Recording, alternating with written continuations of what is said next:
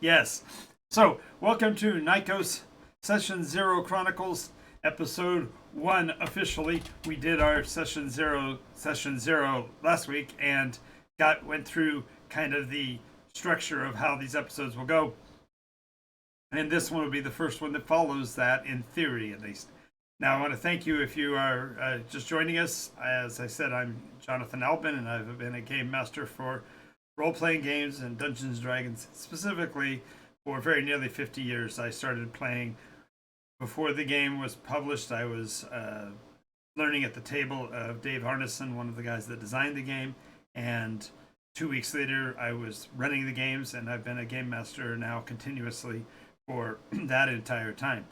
So, one of the things that's happened is that my game world, my homebrew, as today's modern terminology would have it, my game world is Nycos, Nycos, like the spelling is over here. There we go. Get this pointing thing down eventually. And the NycosRPG is a role-play game mechanism that I developed, and this is a copy of the book. Probably isn't going to show up very well because screens do that nowadays. Doesn't even want to show it to you. There we go. Dark Shards Nycos system book. And this is the first of at least 7 of the system books that will be developed over time. And this one in particular covers the fantasy setting. So I want to thank you for your participation in this episode, and I hope that I can answer any questions you might have as we go along. I do record these on Twitch, and so if you have the opportunity to catch the recording of them, which happens 9 p.m. Pacific time every night for the session zeros, and then I also do a Game Master Soapbox at 11 p.m. also every night. So you can catch those on Twitch at twitch.tv/NycosRPG. And you're more than welcome to join in the conversation by leaving me messages in the chat, and I do respond to them during the session if I can. And today's episode is no different. So welcome to the show, and if you're watching and participating, great. I do have access to the chat, so I'll be watching that as we go along. So the first species we're going to deal with are called the Anondarin, and the Anondarin people are Eldrin in nature, which is, of course, derived from the concept of the elves. So an Eldrin is a person that has typically finer, narrower features than human beings, and usually have pointy ears and other physical characteristics that would put them in the same category in most fantasy realms as being of elvish descent. In this case, the Eldrin are descended from the Nixians, who came over from the fairy realm a long time ago, and their existence is as similar to the, if you will, wood elves of other fantasy settings as can possibly be. They have specific marks. Every species on Nycos has specific marks, and within the books there are breakdowns by the name of the not helpful, by the name of the species and the description that includes marks. And the marks are the physical characteristics of the species, and the players, when they choose to play that species on Nycos, they get to pick from the list of however many are. Usually there's 6 or 7, and they can choose up to 6 of them. Characteristics like, in this case, Dara's Echo, the Anondarin Eldrin have the ability to capture and replay, if you will, emulate exactly sounds that they heard in the last few minutes that came via plants or animals in the area. So even the sounds that plants can make, they can emulate.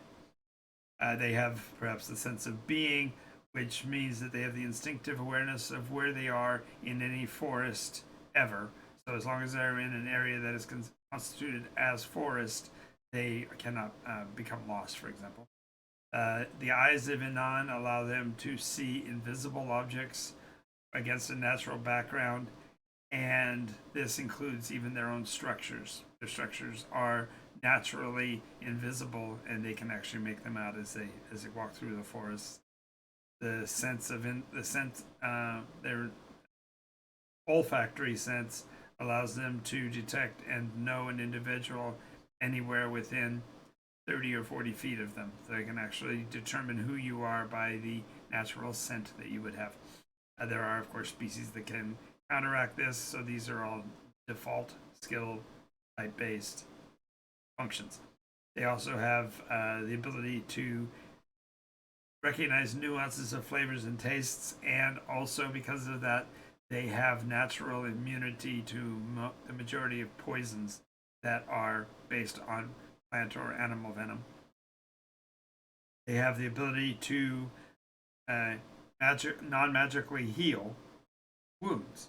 So they naturally have an affinity with life itself, and therefore they can manipulate and assist in non-magical healing by simply understanding and concentrating upon the wounds. And they also have the ability for trailblazing, and that means they can travel at full speed even through the most difficult of natural terrains. So these marks function as skills within the NycosRPG roleplay game. These marks do advance as you use them. So as you do utilize skills, you can, if you utilize, for example, your Eyes of Anon to be able to see invisible objects, the attempt to utilize it to see an object, whether there's one there or not, or whether you attempt to, whether or not you succeed, you still get to advance it. And so all of these natural abilities are trainable. You can actually improve at the very things that you are part of. The difference is that those marks don't have the capability of being advanced through inspiration. In other words, you can't just spontaneously have a large increase in the skill, but you can gradually improve it over time. The locales from which the Inandara derive are but two in the whole world, unique as far as where the species families originate. That is either in the forest of Inandara, which dates back to the second iteration, or from New Crystal, and New Crystal is within the last iteration. So it's a relatively new formation, but there is for the first time in several iterations more than one home tree to which the Inandran can claim their lineage and their home. Therefore, when we speak of the nations of Inandara, they, for decades, well, for centuries, for iterations, only claimed to have the name of the forest in which they existed, which was Inandara. And since then, in this most precise of iterations, the ninth iteration, if you will, the now of the campaign, they have defined their nation because of the fact they've got multiple trees now. They are calling the entire nation the nation of Elchris. So when I utilize the term nation of Elchris, it's fundamentally universal forests, two of them in fair proximity to one another, within 1,000 miles of one another. But the primary nation of Inandra is by far the most expansive forest of Nykos, and the second, the New Crystal, is a offshoot, if you will, and they are separated by between 500 and 1,000 miles, but they are still relatively close together. And the two of them recognize the authority of Inandra as the primary forest and the primary home tree, but the nation, therefore, is encompassed by both. Therefore, your character within the Nykos realm, if you are deciding to play a Inandran Eldrin, then you're going to either come from New Crystal or come from Inandra, at least by family. Certainly you can live in other places, and there are no limitations to where the story can start. But just for clarification, nation predominantly counts as those two city-states and their environs. So then we're going to talk a little bit about the There are no, if you will, specific classes within the Nycos RPG mechanism. You can choose skills from a lot of different varieties, but one of the most specific clans or organizations within the Inandaran population, or the Elchris population in this case, are the Lindaleasan. And the Lindaleasan are also known in common or to human population. They are known as the Tender Warden. And this means that they are observers of nature and protectors of nature, including somewhat husbandry and animal life coordinators, if you will, within their zones. So they monitor populations and are aware of, like, for example, when they can offer various hunting seasons to mortals and others that might want to come into the forests to hunt game. They are the ones who determine when those rules would apply. And although the Lindaleasan are not a class structure per se, you don't have to be a Lindaleasan if you are serving as if you're playing the character of an Eldrin, of an Andrin in particular.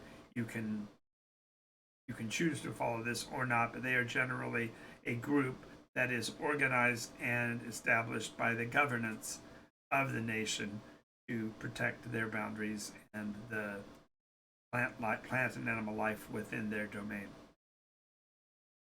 Historically, one of the most important characters of the Inandaran species was one of the archons from the 7th iteration, who was known as Ray of the New Dawn, and her name was simply Ray for the majority of her character's existence, and it was only after they had achieved their champion status and were in the process of resolving the conflicts of the iteration that she took on the title of the New Dawn. And this is in part because she was being led by the story into the position of being one of the avatars of the iterations. And so, therefore, Ray of the New Dawn is a persona that your character might engage with once you reach the age in the game in terms of accountability at the equivalent of your fourth or fifth advancement with the game. And that generally it just means that it's going to be an NPC encounter at some point when you are involved in the story. Then Ray may show up to guide or assist you. The concept of Ray, or the persona of Ray, or manifestation, if you will, is of a flaxen-haired, almost a golden-haired woman, fair of skin. Her perpetual smile upon her face, and an air of peace and calmness. And while she does have a temper from time to time, if you insult or damage something that is important to her, she may respond with some form of frustration and pensiveness. But generally speaking, she's primarily a calm personality who will make her presence known to those who are of opposite tendencies. In other words, she will often show up to be a softening for someone who is rage filled or frustrated or angry a lot. And so she will almost be a frustration to the person to whom she is making her manifestation, because they are not expecting or not willing to be as calm and placid as she is. But nonetheless, that's why she does it. So then we're going to talk a little bit about the primary home tree, and that's the term Ealindir is referring to the primary home tree of the Anandarans, which means it's the tree that grows in the primary forest. And it is the place in which the Lindaleasin all make their oaths and promises to serve, and functionally acts as a holy place, although the concept of religion and godhood and such is kind of lost upon the Eldrin. They are virtually immortal in that a character who is of the Eldrin, they're one of the few species that will withstand tests of time and can actually survive from one iteration to the next. Now, in Ray's case, she did not, and that's more to do with the tragic love tale of how Ray was involved with a mortal, a human being, and therefore she chose to stay with him as much because it was in the Tolkienian legend as it is because the players actually met each other at our game session, fell in love, got married, and now are together and have children and all of that. So it's a perfect matching of the fictional story with the reality. And although at the time I thought it was a horrible situation and there's more that you could possibly know about that, but nonetheless, Ray of the New Dawn now has become elevated to the point where she represents the Ealindir wherever the Eldrin people are. So adventurers who are in the field may call upon Ray, and there may or may not be any influence from her side in reference to that, because the avatars do have agency within the realm as well, but they are shadows of what they once were and are generally those that act only through encouraging others to act. So then we're going to talk a little bit about the Battle of Elwendale, and that is far more close in time. This is something that occurred in the 8th iteration, shortly after the liberation of a city by the name of Cauldron from the curses of the past and the expulsion of a non-dimensional attack on the place. And shortly thereafter, a being of the second Genesis known as Tongue Eater, who was a pretender to the role of godhood. He was an individual being who was attempting to establish religious and national worship of himself. This Battle of Elwendale occurred on the boundary of those, and it was in the name of protecting the city of Cauldron and the environment of that area, which was at that point not known to be, but was originally part of the kingdom of Gilder, provided opportunities for the people of the Gilder frontier to be pushed, to be established and hold their line against the encroaching sec-gen population. Now, this sec-gen population would eventually be totally corrupted by the influx of dragonborn by the name of, why did it just dropped out of my memory right there.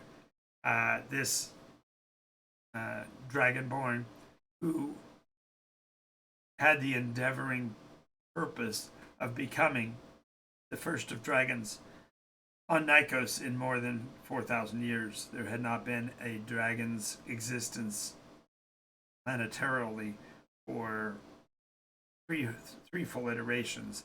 And so this was Callisto.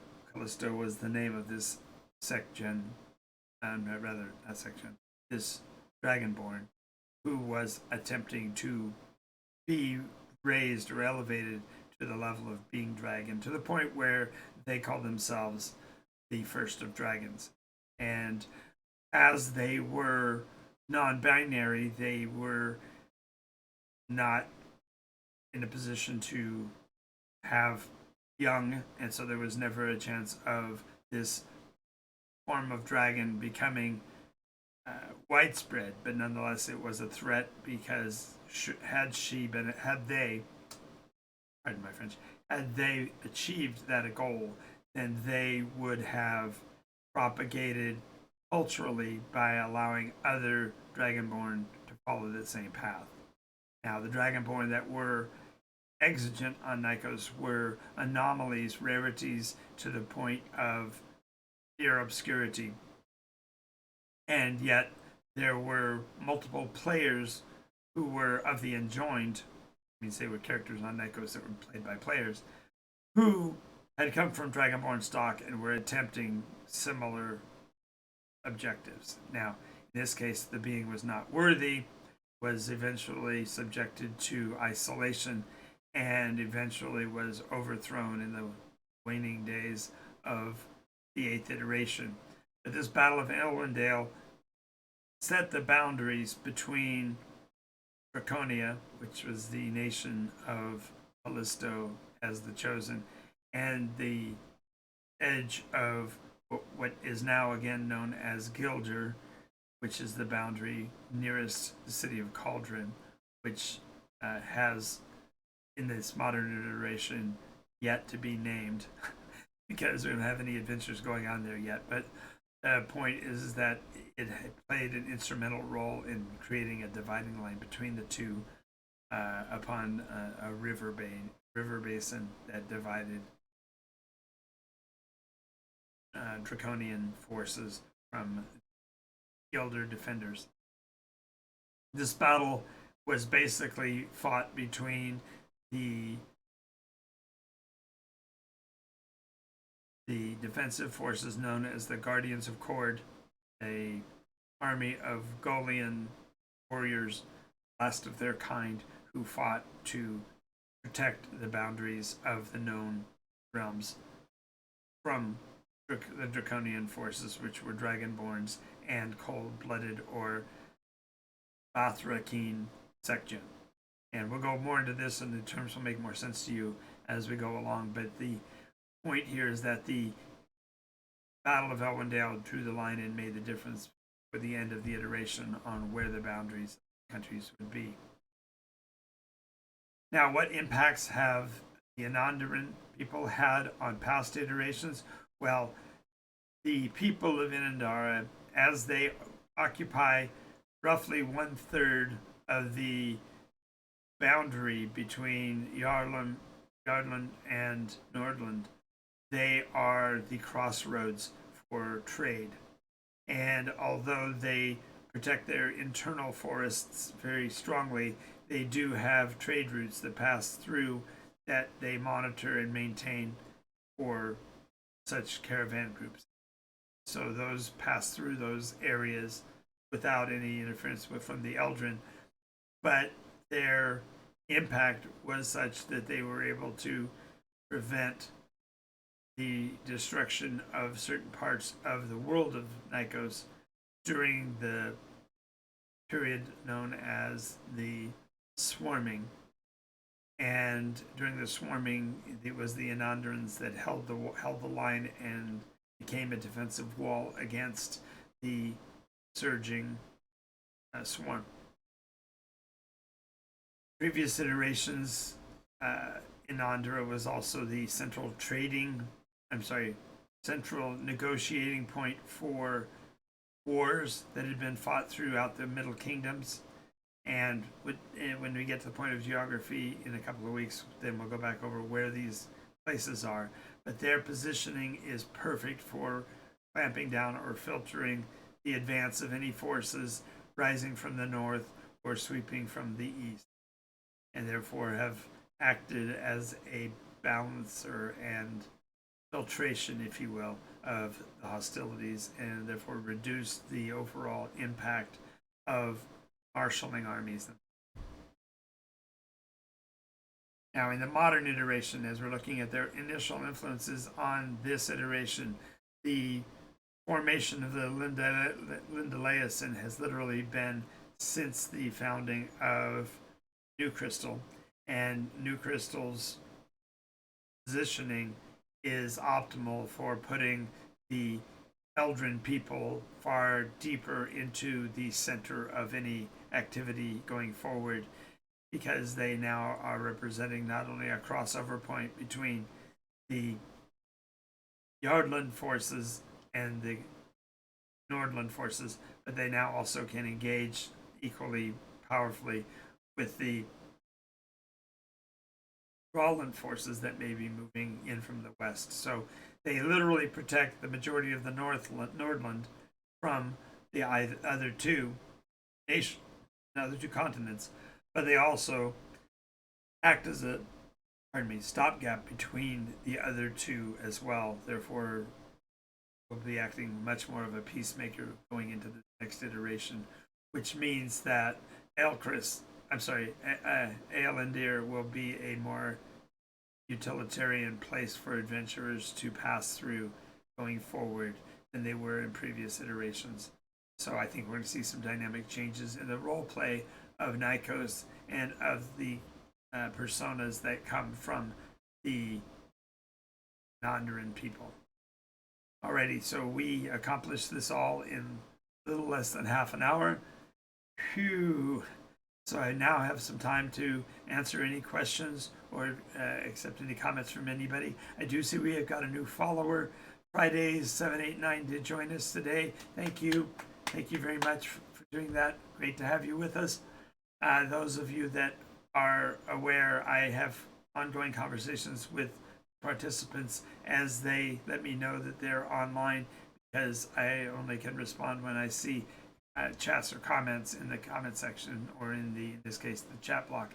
So if you get a chance to see this video on our YouTube page, realize that the chat portion is not going to be uploaded to YouTube, because that's something that's specific to those who are members of our community on Twitch. So you definitely want to join us for our live shows, which are at 9 p.m. and 11 p.m. respectively, every day of the week, Monday through Sunday. 9 p.m. Pacific for Session 0 Chronicles, and 11 p.m. Pacific for the Game Master's Soapbox.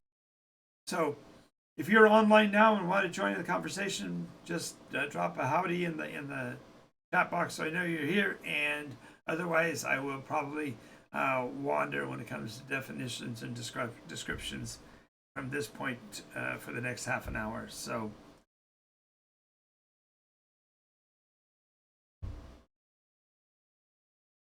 there you go. We accomplished what we wanted to, which was to get through our agenda list straight through, and I greatly appreciate the opportunity to do so, because that means the information will be much more accessible to other players in the future, because each of those segments will become a separate subsegment, so that a character can get information on their particular Session 0 information without actually having to deal with the entire presentation. There you go. In the meantime, anything else that I needed to particularly say? Oh, I did want to mention that the Game Master's Soapbox episodes will be airing, as I said, at 11 p.m. on Twitch, and we do take questions and such from the show, and then we stay on for half an hour to an hour afterwards, shooting the breeze and communicating with the community. So make sure you're able to join us. If you're able to join us, please do so. Also, you'll notice that there's a bit of a community drive right now. This is a fledgling channel, although I've been on Twitch for better than a year. I've only recently started to actually actively build my community.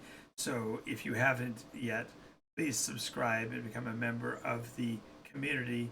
This gives you access to my Discord channel, and also gives you information on our Patreon program and a lot of additional things that are not available to the YouTube community. So do please subscribe if you can to NycosRPG on Twitch. And if you are on YouTube, why don't you go ahead and subscribe there, because there's no fee involved, and subscription there really does a lot to help with the algorithm.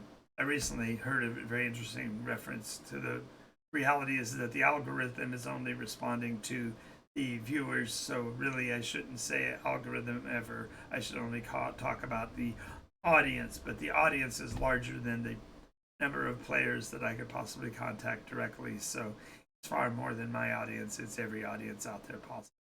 So let's see. Oh, also want to mention on Saturday we will be continuing our process. So tomorrow morning at 10 a.m. Pacific, we will be operating a role play game right here on Twitch.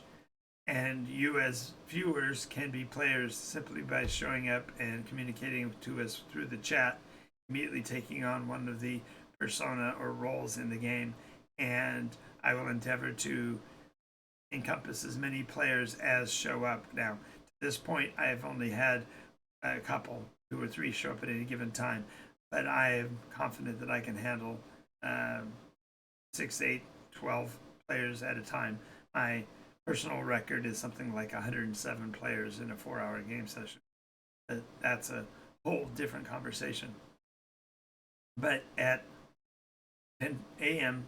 Pacific time tomorrow morning, we will be running the Nycos Open Twitch experiment, which is my way of saying, let's play a role play game where you don't have to have a camera, you don't have to have a speaker, you don't even have to talk. You can simply text the information you want to in the chat box, and then I'll respond for the action turns for the players from that information. That to my awareness, that hasn't been accomplished yet. I don't know that it has ever been tried, and I'm endeavoring to be the first game master to embrace wholeheartedly the idea of a virtually infinite audience, because each person can bring their own character, their own persona into Nycos, and they obviously are part of the population already there. So it's just a matter of linking them in terms of their action week over week. So looking forward to that. So these Session 0 Chronicles are basically an outlining of sub-segments of what you would normally have in a Session 0 one-to-one conversation, only I'm covering it with a much broader brush to make sure I get a little bit of information about each species, nation, creature, artifact, edifice, battle, and impact throughout the timeline of the Nycos realms. So we are coming up on, we're just over the half-hour mark, and so I have accomplished what I intended to do in that half an hour. However, I'm still open to conversations. If anybody comes online and wishes to, go ahead and put a comment in the chat, and I'll be willing to resolve any questions you might have. And one of the dynamics of NycosRPG is that as an open-ended system that has a chronological heartbeat, a timeline, if you will, of functions, players can literally jump in and jump out at any given time, because the persona that they are playing need only be involved in the moment that they make decisions. So therefore, you can share them or swap out, or multiple personalities, if you will, can manifest within the personas as they are defined. So if there's a particular type of persona you wish to play, we can work on that specific character for that. If there are particular types of careers that you want to pursue, we can build your persona in that direction. So I am going to go ahead and end a little bit early, because I haven't had any response from the peanut gallery, so to speak. So thank you for your attention for the show. Thank you for taking the time to tune into my channel. And as I noted, if you want to know when we're going to be broadcasting, make sure that you click the follow button on Twitch. If you're on YouTube, click the subscribe button and the bell notification to make sure you know every time a new episode is aired. And also, if you like the video and think there's something useful here for other people, please go ahead and share this with your friends as well. If there's something in the show you didn't like, make sure you leave a comment for me, because I tend to respond to every comment that comes in, for good or ill, and I believe in the field of communication. So I believe that role play is ultimately one of the greatest ways that we can communicate person to person, and I look forward to any conversation with you at all. This is Jonathan Albin. I am the Game Master. This has been Nycos Session Zero Chronicles, Episode 1, and we will see you all next time. Have a great night, and I'll see you in the funny papers.